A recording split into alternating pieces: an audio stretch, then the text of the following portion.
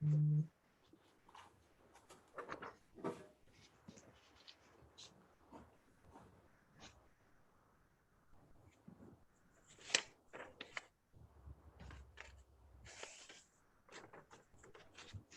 evening, virtual audience, and welcome. Thank you for joining us tonight. My name is Marisa LaFleur, and on behalf of Harvard Bookstore, I'm very pleased to introduce this event with Gerald Walker presenting his book, How to Make a Slave and Other Essays, and Robert Atwan presenting the Best American Essays 2020. I hope you're all well and safe. Thank you for joining us virtually tonight. Through virtual events like tonight's, Harvard Bookstore continues to bring authors and their work to our community and our digital community during these unprecedented times. Every week, we'll be hosting events here on our Zoom account. As always, our event schedule appears on our website at harvard.com/events, and at harvard.com/events, you can also sign up for our email newsletter, and you can browse our bookshelves right from your home. This evening's discussion will conclude with some time for your questions. If you do have a question for our speakers at any time during the talk tonight, you can click on the Q&A button at the bottom of your screen, and we'll get through as many as time allows. Also in the chat, I'll be posting links to purchase How to Make a Slave and Other Essays, as well as the Best American Essays 2020 at harvard.com, and a link to donate in support of this series and our store. Your purchases and financial contributions make events like tonight's possible and help ensure the future of a landmark independent bookstore. So thank you for showing up and tuning in support of our authors and the incredible staff of booksellers at Harvard Bookstore. We sincerely appreciate your support now and always. And finally, as you may have experienced in virtual gatherings like these last few months, technical issues may arise. So if they do, we'll do our best to resolve them quickly, and we thank you in advance for your patience and understanding. And now I'm so pleased to introduce tonight's speakers. Gerald Walker is a professor of creative writing at Emerson College. He is the author of The World in Flames, A Black Boyhood in a White Supremacist Doomsday Cult, and Street Shadows, a memoir of race, rebellion, and redemption, which won the 2011 PEN New England LL Winship Award for Nonfiction and was named a Best Memoir of the Year by Kirkus Reviews. His work has appeared in the Harvard Review, Mother Jones, and the Oxford American, among many other publications, and he has been widely anthologized, including 5 times in the Best American Essays. His latest book, How to Make a Slave and Other Essays, is a finalist for the National Book Award this year. It examines, from his perspective, what it is to grow, parent, write, and exist as a Black American male. The New York Times calls the essays restless and brilliant, and just today they named it as an editor's choice recommendation. And in a starred review, Kirkus writes that the powerful essays offer an incisive glimpse into life as a Black man in America. Crafted with honesty and wry comedic flair, these essays are both engaging and enraging. He will be in conversation tonight with Robert Atwan, who will be presenting the Best American Essays 2020. Gerald's essay, Breathe, was selected by guest editor Andre Astaman for inclusion in this year's edition. Robert Atwan has been the series editor of the Best American Essays since its inception in 1986. He has edited numerous literary anthologies and written essays, reviews, and poetry for periodicals nationwide, including the New York Times, the Atlantic Monthly, and the Iowa Review, among many others. We're so pleased to have both Gerald and Robert here with us tonight. Without further ado, the digital podium is yours, Gerald and Robert. Thank you, Marissa. Bob, welcome, and welcome to our audience to this event. You're in for a treat because neither Bob nor I have done anything like this before, so we don't know how this is going to go. But I do know one thing, you're going to enjoy the first part because Bob's going to read a little bit from his introduction. One of the favorite things for me about the Best American Essay series is, in fact, reading not the contributors, they're great, but you've got to read Bob's intros. They are a masterclass in what the essay is all about. And you'll get a sample of that tonight when Rob reads a little bit from his intro. Robert Atwan, my friend Bob, take it away. You can call me Bob. Thanks, Gerald. Appreciate it. One reason you like the series, I'm sure, is that you've been in the series perhaps more than anyone else. I mean, I think Brian Doyle was in 6 times. Is that No, true? he was in 9. Was he? No. He was in 9. Yeah, he was in 9. 9 selections or 9. Yeah, I keep track. I keep track of these things. I probably shouldn't, but I got a ways to go. a little bit.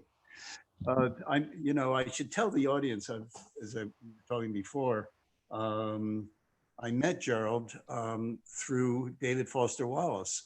And David Foster Wallace, when he was doing this guest editing the series in 2007, I think it was, selected Gerald's essay Dragon Slayer.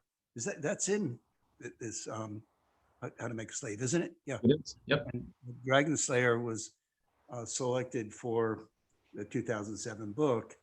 And I had to, as I do all the time, I had to contact, the contributors to let them know that they were selected for the Best American Essays. It's always one of the pleasurable parts of the job.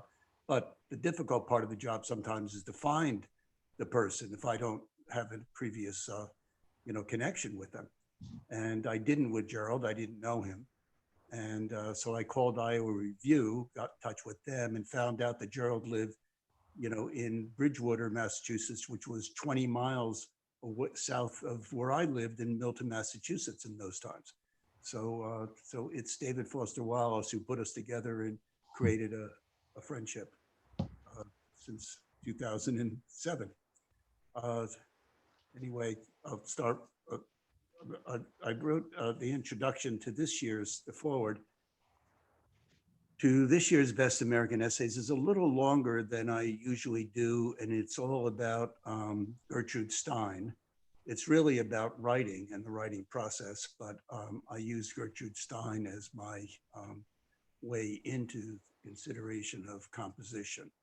And she's a bit, there are 2 Gertrude Steins.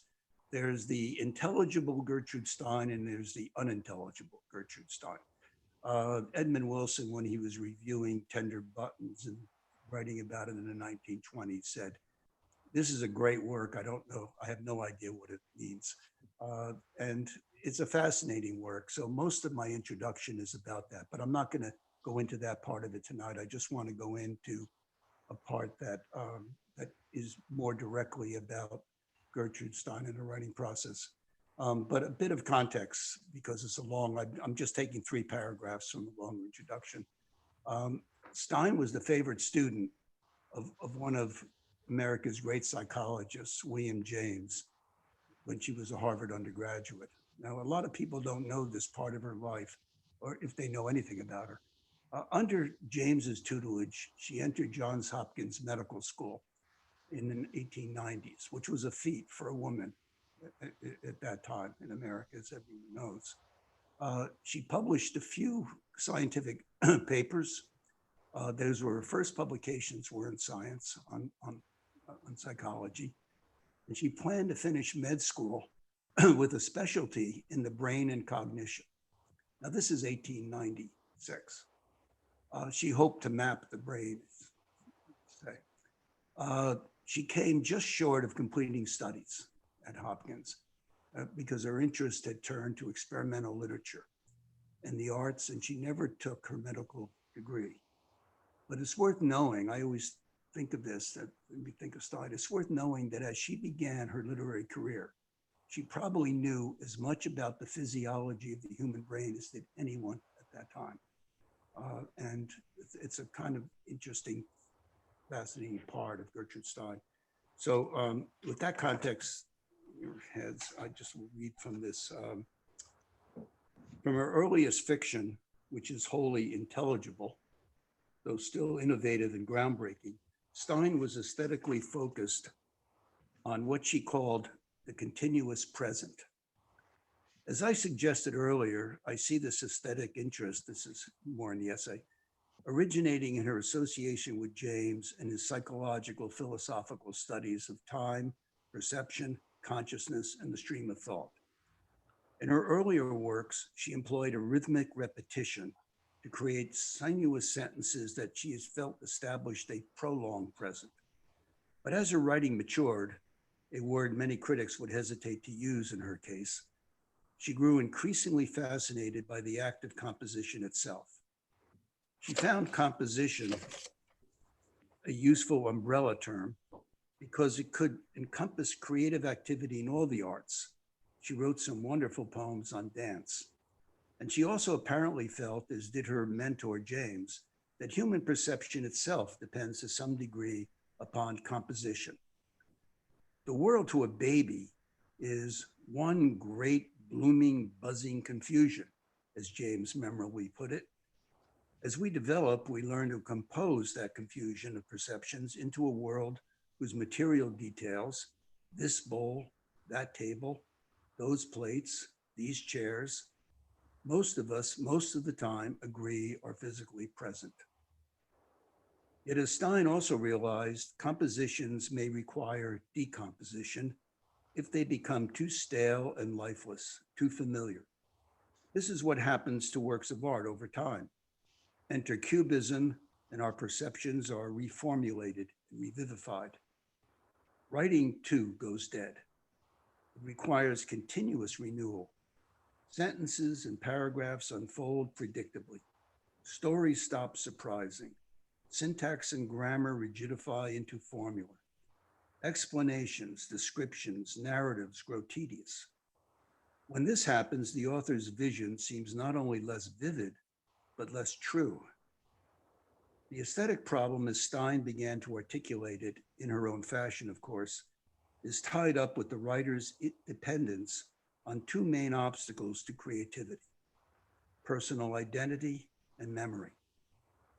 When we overly rely on them, we are then not writing in a continuous present, but rather copying our prepared thoughts. How can writing be fully alive and creative, this is what she thought, if the self doing the writing is not also part of what is being created? Now that's a little complex in some ways, but what she means is that we're not starting from a predictable self and a predictable memory. It's more fluid than that. And if we start with this this rigidity of thought, then we're not going to be growing inside our writing. We will just be writing from the outside, sort of like conducting, driving a car, not inside our own writing. It's an interesting thought. She goes on about this. In a 1936 lecture, "What are masterpieces and why are there so few of them?" That essay, by the way, is in Best American Essays of the Century. It was chosen by Joyce Carol Oates, who was guest editor of that. In that essay, Stein claims that at any moment when you are you without the memory of yourself. Because if you remember yourself while you are you, you are not for the purposes of creating you. And she goes on to say, and this is her, so there are no commas or periods or anything. It's run on, and the reader has to figure out the intonations and the pauses and gaps, but it's fun when you're a reader. And this is the thing I like. Any of you, when you write, you try to remember what you are about to write, and you will see immediately how lifeless the writing becomes. That is why expository writing is so dull, because it is all remembered. That is why illustration is so dull, because you remember what somebody looked like and you make your illustration look like it. The minute your memory functions while you are doing anything, it may be very popular, but actually it is dull. And that is what a masterpiece is not. It may be unwelcome, but it is never dull. As she once told a group of Choate students, this is when she came to America and talked for the prep school at Choate, the business of an artist is to be exciting. That's nicely put, I think. A few years before her lecture on masterpieces, Stein discovered a fact about writing that she describes in a long essay on Henry James. While working on a translation of a friend's poem in 1931, she realized the difference between Shakespeare's plays and Shakespeare's sonnets.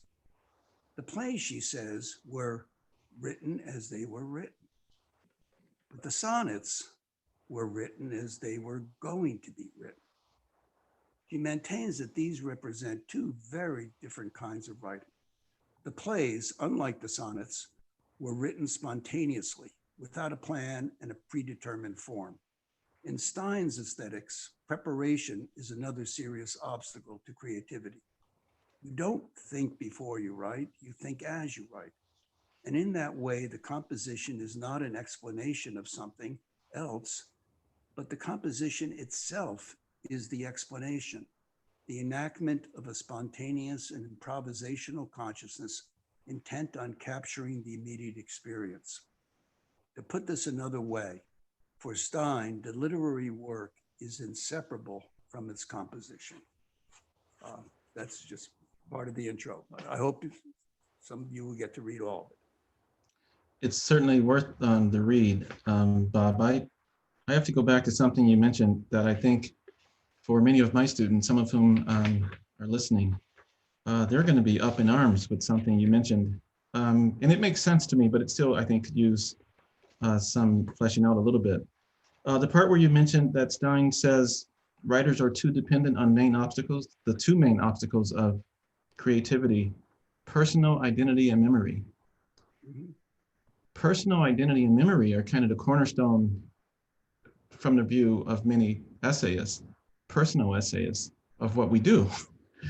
And that's kind of the fuel that moves the engine for a personal essayist. What do you tell writers if Stein is saying that we need to not rely so heavily on our personal memory and not rely so heavily on what did she say besides memory, personal identity and memory, not rely on these two things? How do you start?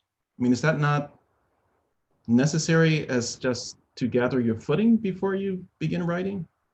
Let me go back to that. Okay, let's see. This is a central point. Obviously, any memoir that anyone sees today is based on memory and personal identity. Right. Entirely, right? I mean, Right. it's entirely. She's challenging that. Her work is absolutely challenging that. But I have to say, let me find the quote again. So we get the quote exactly.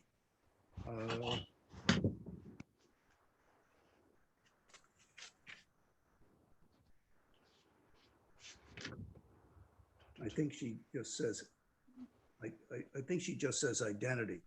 She doesn't say personal identity. Now, the first thing is she's writing this in 1935. The notion of identity is not the same as it is today. Identity took on an entirely different meaning. But mainly what she's going after, she sees identity and the idea of identity back in early 17th philosophy and John Locke and all, is that we have an identity, a self-identity. In other words, you wake up tomorrow and you know you're still Gerald Walker. You're not somebody else. We have this personal identity because we have a memory.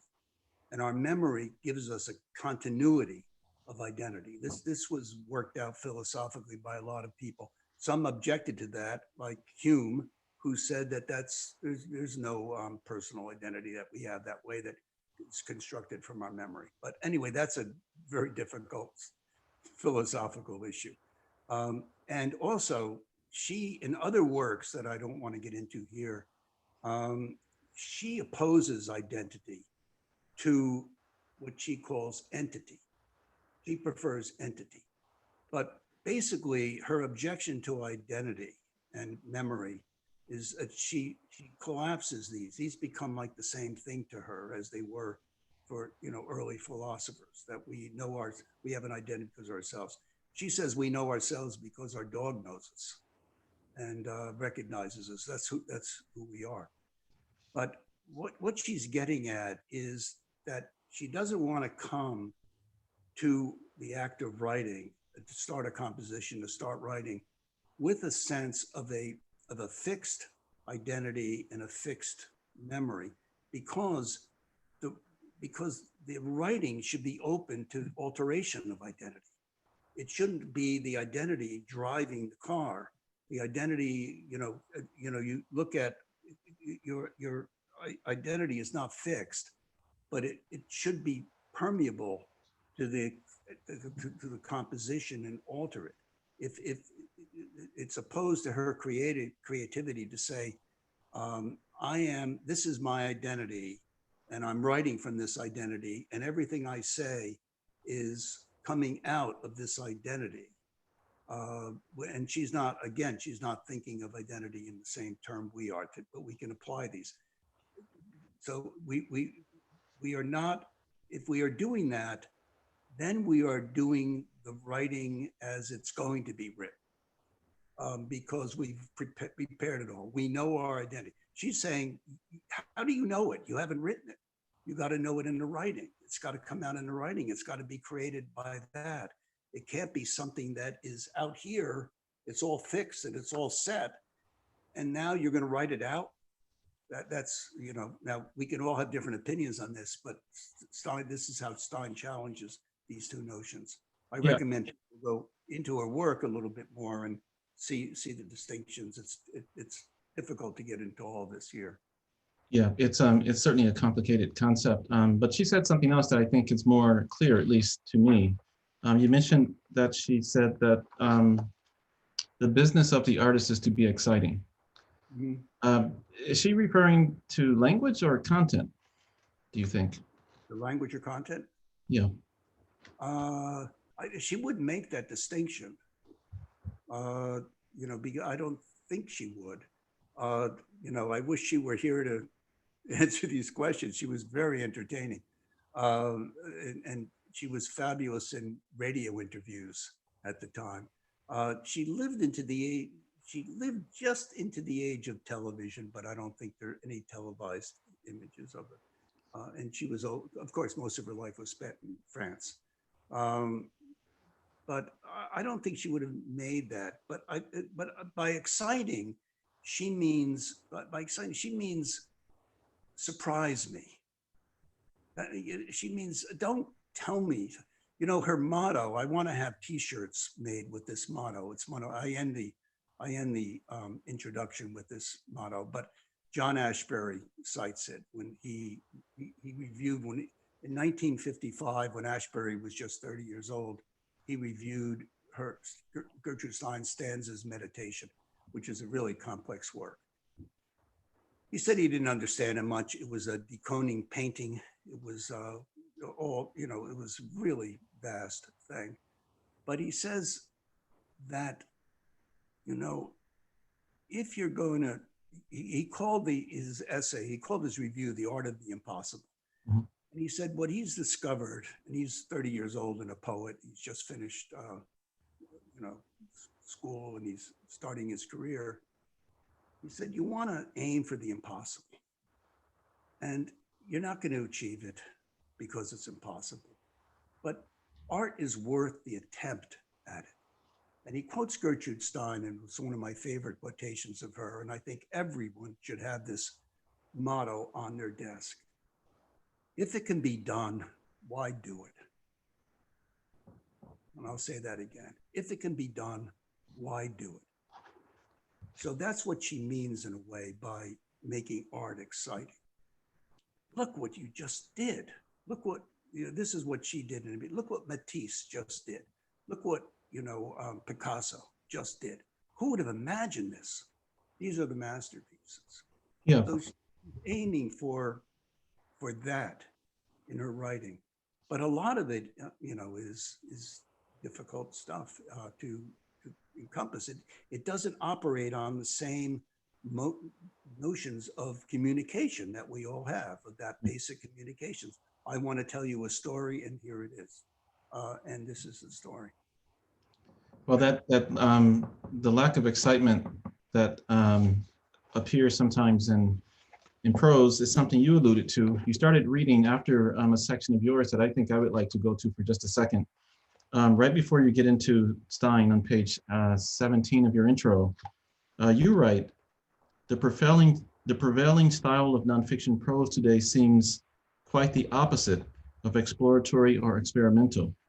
It's less interested in compositional challenges or literary playfulness, and much more intent upon sustaining a sincere sounding, unambiguous, straightforward documentation of largely painful personal experiences or personal narratives. That's not surprising. That's not interesting. That's not exciting. So what do you do when the mass of what you review to go into Best American Essays is falling short of what Stein wants or even what you want based on your description of what you see so much? Well, I look, I look for essays that, surprise me, or that say, wow, I hadn't thought of that, or, this is, wonderful. And if they grab me that way, I mean, I just, I don't make the final choices, but I put them into the A pile and they go out to the Andre Asselmans, or, I send them to Susan Sontag's or whatever people I've worked with over time. But, I want to, I like that element of, of excitement, of intellectual excitement and surprise, and also stylistic surprise, to see something done in a way that, I haven't seen before. And I think that, I think that students, if I may say this now, I think that a lot of students are writing scared. They're feeling, restrained and a bit timid about how far they can go in expression. And I would, my advice is to do this. Gertrude Stein, this is just, you take this advice or leave it. But Gertrude Stein, wrote longhand. She liked to do that. She had, typewriters were invented a long time ago, but she didn't like the typewriter. She thought that there was a vital connection between your hand and your brain, and that, and she knew the physiology of the brain, and she felt that that was a vital part of writing. Now, when she finished her writing, her companion Alice B. Toklas would type it all out. Alice was the typist, and so the manuscripts would be all done and typed. But all the drafts that Gertrude would do as she was writing were all by hand. And I've seen some of the manuscripts, and they are really amazingly done. She wrote large and used a lot of paper.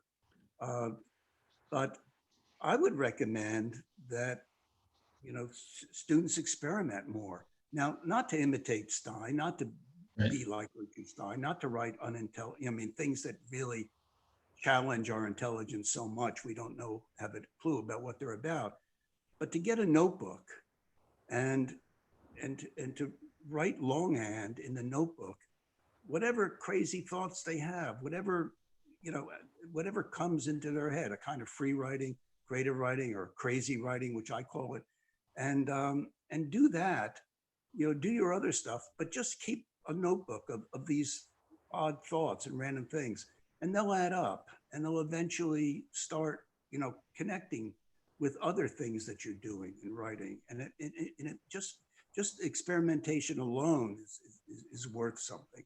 Because I think that the idea, I think I said it and you just quoted it, that we're writers today, especially in nonfiction, are restrained by journalism, by the sense that you have to write something that sounds just like it is in reporting or journalism, and it has to be true, and it has to be verifiable, and factual, and you can't fool around or mess around with things. I think that, there should be more relaxation on writers' part about that, and not worry so much about the restrictions of journalism. They're not writing journalism. They're writing essays. Right. The key word you said in that for a lot of people listening probably will be true. And even though they're not writing journalism, there's still the expectation for essayists to write a certain verifiable fact when they're composing their essays. But you're saying that they should not be bound by such a restriction, that they should allow the needs of art to be met, even if it means speaking to a different kind of truth? Well, And this is where you get in trouble. I know you're worried now. no. Keats said, beauty is truth, truth is beauty. That's poetry. The I've been arguing for a long time since I started the series that essays do not need to be held to journalistic criteria. That you can do a lot of things with essays, and they don't have to be. You can do a lot of things imaginatively and still not violate factual truth. But there's also another element of truth that people get tied up in. That truth is, let's go back to William James, Gertrude Stein's teacher. She might have been, truth is something that is verifiable. Half our lives are unverifiable. What did you dream last night? Who knows? You know. You could tell me you dreamt about a black cat scurrying across a lawn. Do I have to believe you? How do I know it's true? How can I verify it? It may be true, it may not be true. What if you wrote about that? Right. How do we verify everything that we do?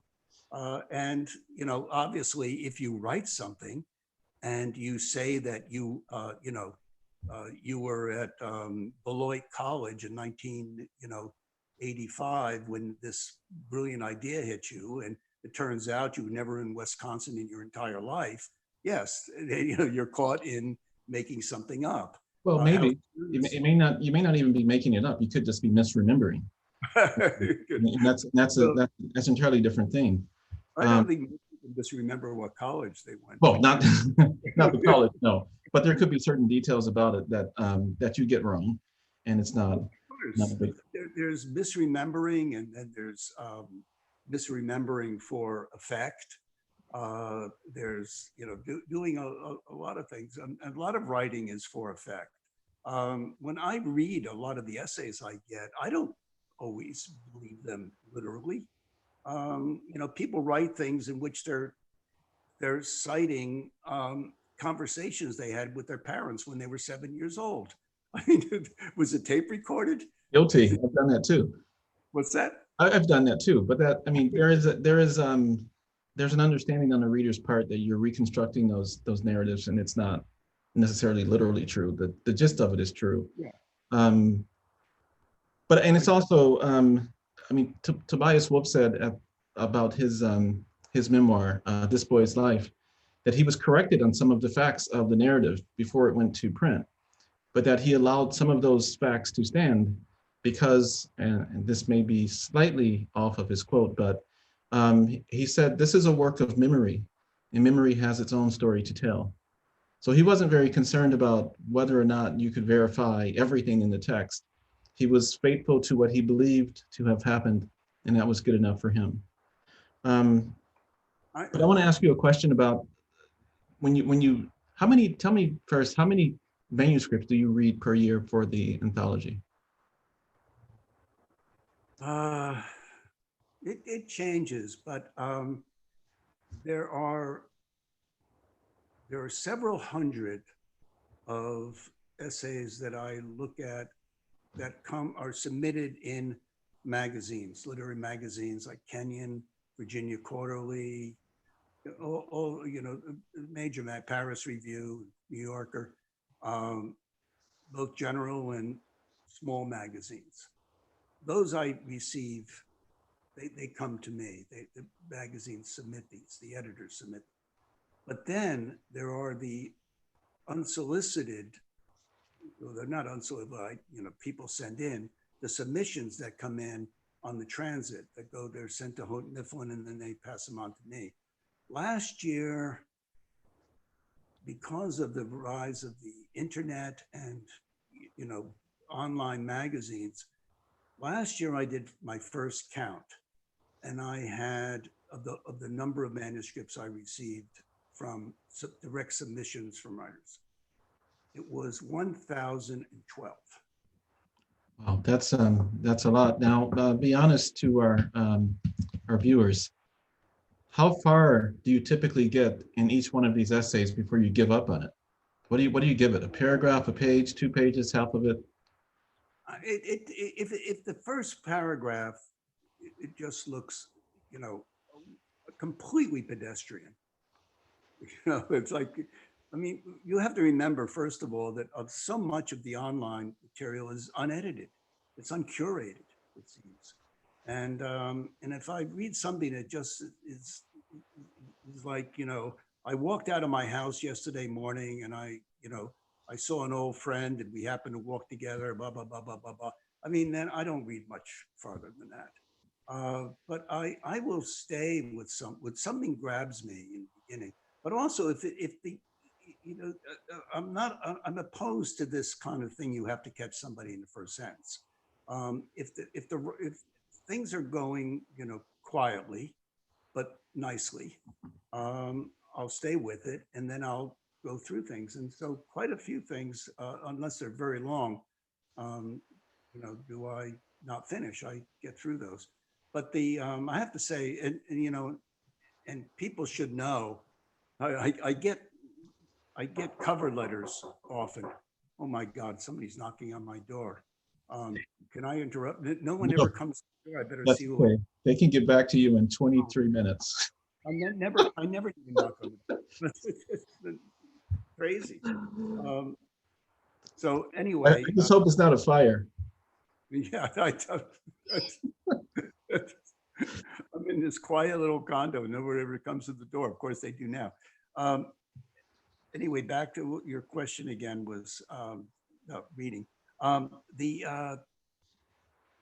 Yeah, the online material just now in the journals, I look at, they're curated, they're edited, they're, you know, they're usually very well done. You know, Michigan Quarterly, Indiana Review, you know, Kenyon. These are really, you know, good journals, and I read those much more carefully than a lot of the online things that I feel are just not sufficiently curated. When they are, you know, from the good ones, Guernica or some of the good journals, yes, I spend more time with those pieces. But I look at these pieces over time. I don't just have one glance and put them away unless I think they're, you know, they're on the D list. But I have an A list, a B list, C, D. But the D list is usually quickly determined and I put them aside. But the other things I go back to. Things might strike me and say, God, that was interesting. You know, there was an essay that came out, I remember years ago working on the book, and I read it and I said, you know, this isn't that good. And I read the whole thing. This isn't quite make it. And then I thought about it again and I went back to it. And I went back to it about 5 times and I said, you know, this is really a great essay. But there was something in it that just kept coming back to me. And, you know, and so I decided to send it with the guest editor. We discussed it. And he said, this is a really great essay. It was years ago, but that happens every year in some version of that.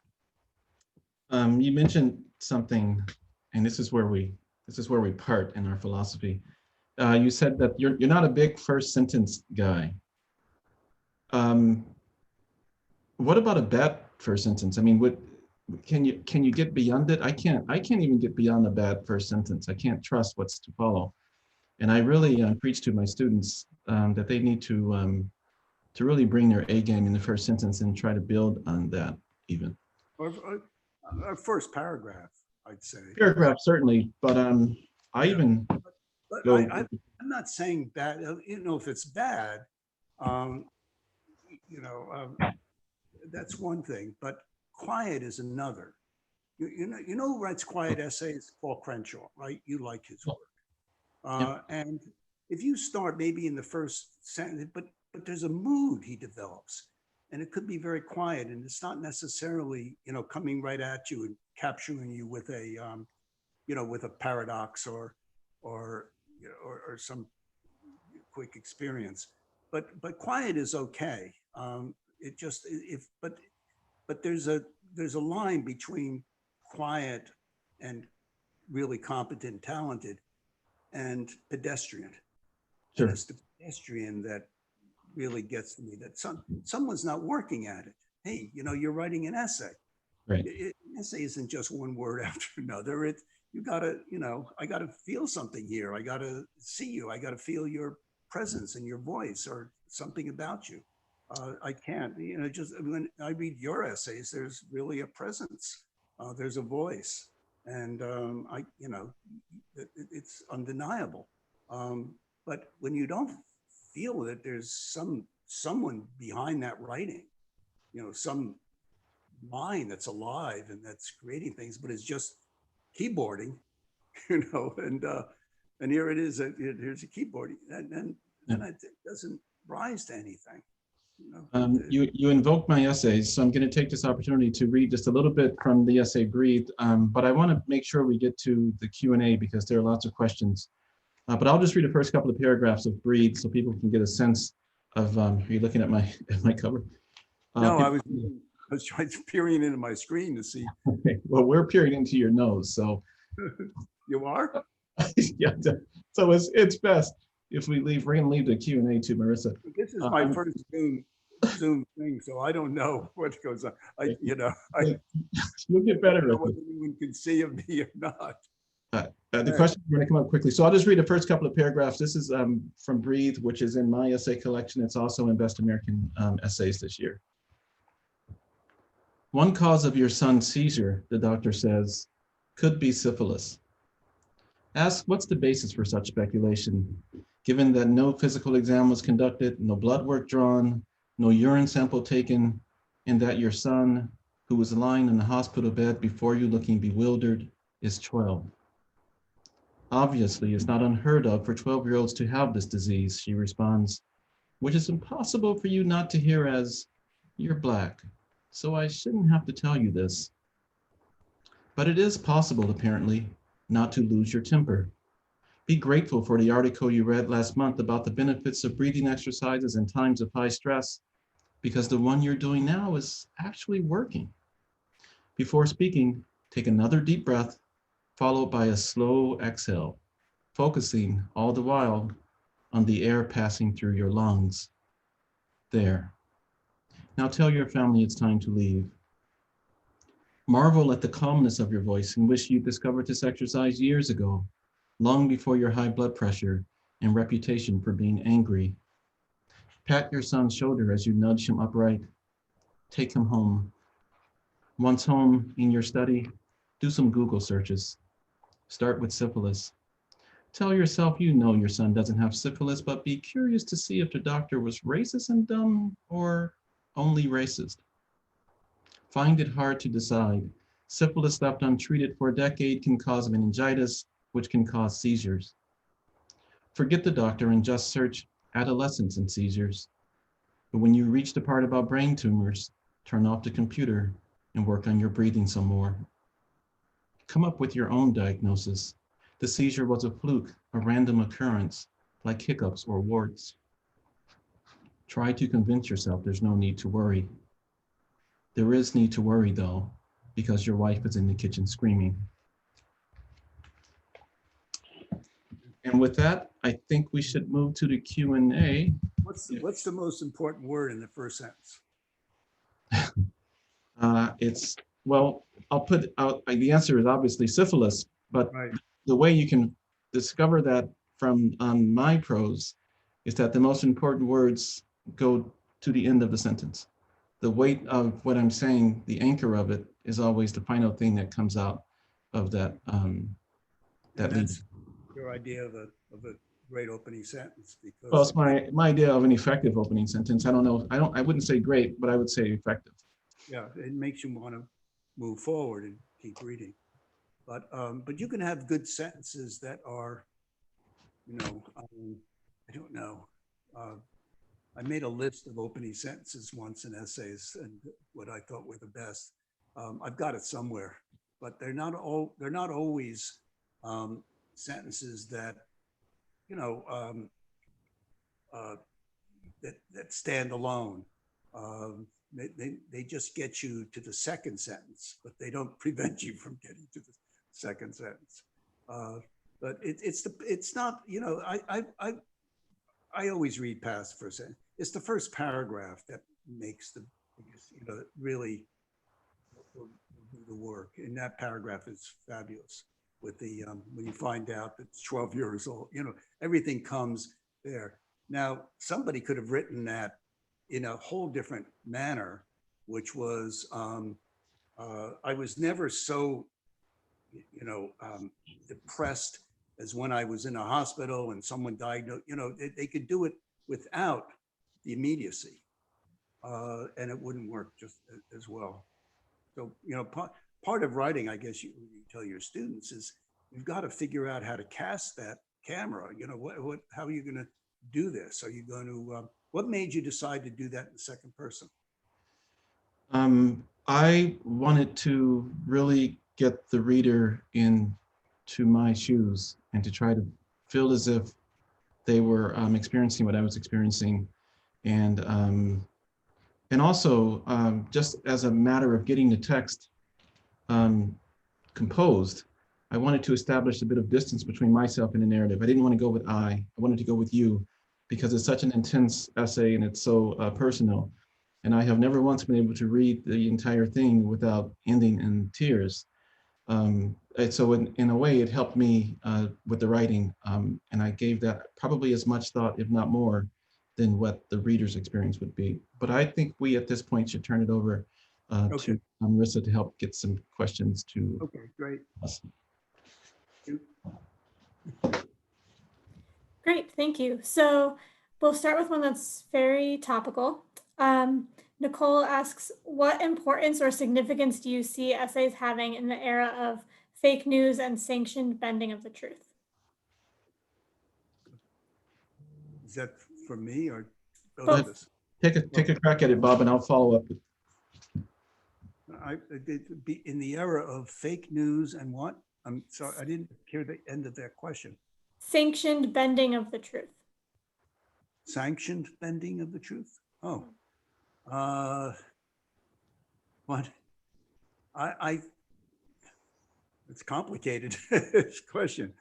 There's a lot of, well, you know, you have to know the news is fake to call it fake news. And, you know, I don't know if I've reached the point in which I assume all the news I see is fake now.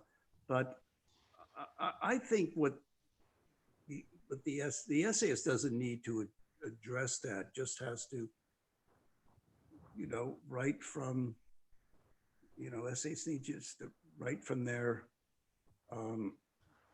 a combination of their experiences, their thoughts, and, you know, and the way that they pull things together. I mean, I don't read essays. When I'm reading essays, by the way, all the submissions, I'm not thinking of at all of the context of, you know, the news that we live with during the day. This is coming, you know, this is writing. This is not a statement that is supposed to, you know, be about, you know, my relationship to, you know, to today's news. I just don't know how to enter that from the point of view of the essay. Maybe Gerald has something.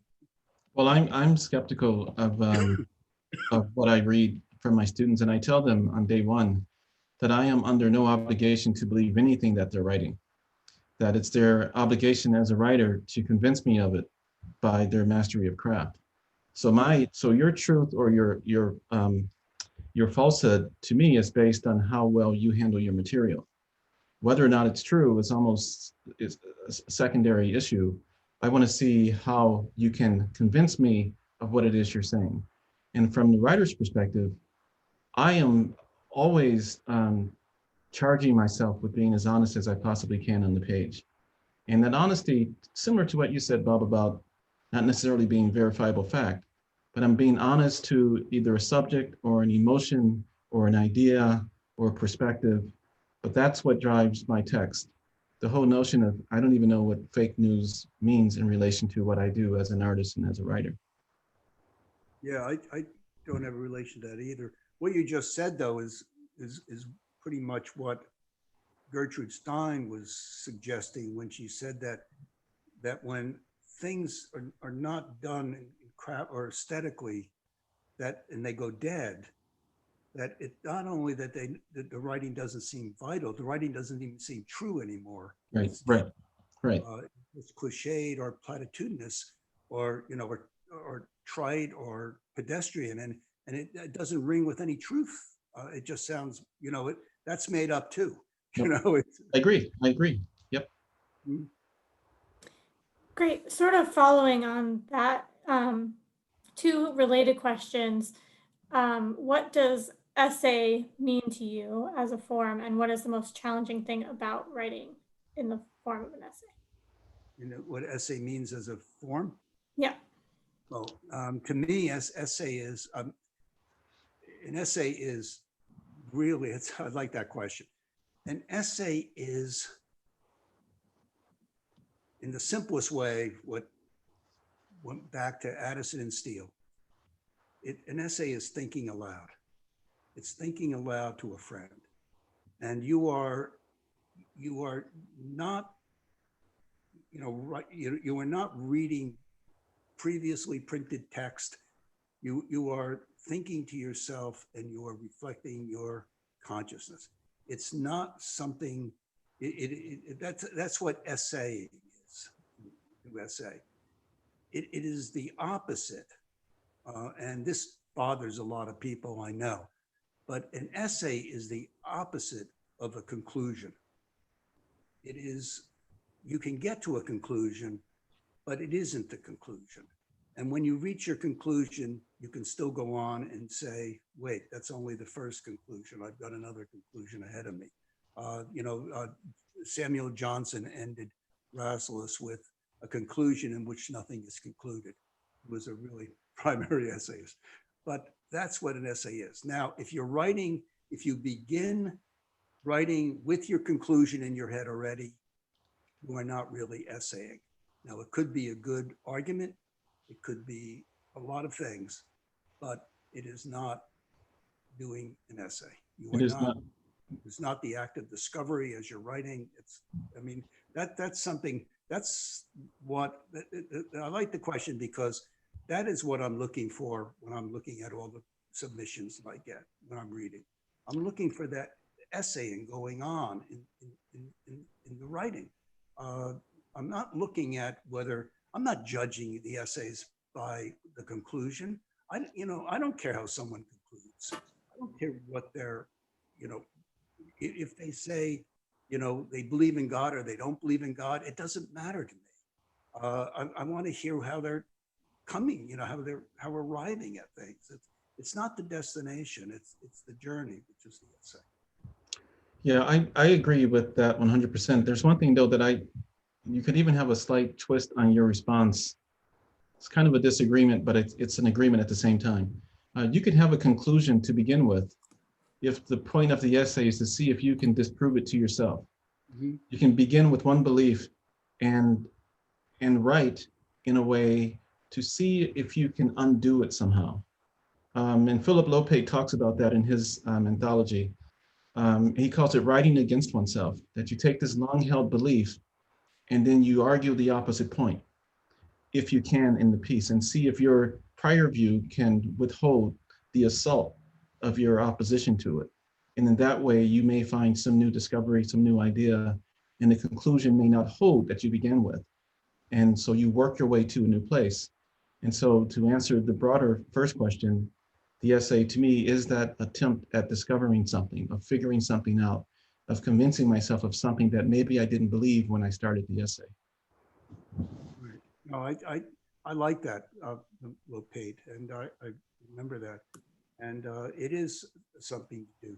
But one of the problems that we're in today, where the question, go back to fake news and all, the problem is with writing essays, and I don't know if people are discovering this, but Twitter has created an outrageous rhetoric, and it is all about conclusions and perspectives and all that. And if people are modeling their thinking on Twitter, that will start really affecting the essay, because you start then using rhetorical devices that are, you work around straw man. You don't, what Philip Pate's argument is very good. But if you're going to argue, the straw man argument, which is just to set something up that is easily refuted, No. then you're not struggling with yourself. Right. But that's certainly not what he's saying, and I think no true essayist would ever attempt to do something that unsatisfying. It would have to be a long-held. It would have to be an honest. I mean, that happens often in many of my essays in this collection. I convinced myself of one thing during the course of the writing, and I am at a very different place by the end of the essay.